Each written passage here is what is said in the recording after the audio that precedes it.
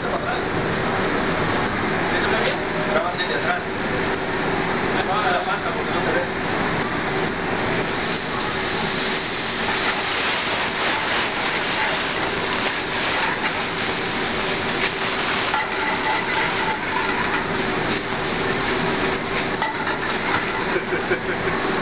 Eso se llama cocinando morichete. Así nos cocinamos aquí. Este es el espinacho. Este se llama cocinando panes, güey, ¿no? Cocinando con la tía Lola. La tía Lola, no, para. Oye, tía Lola. Se siente bien perro cocinar con un niño.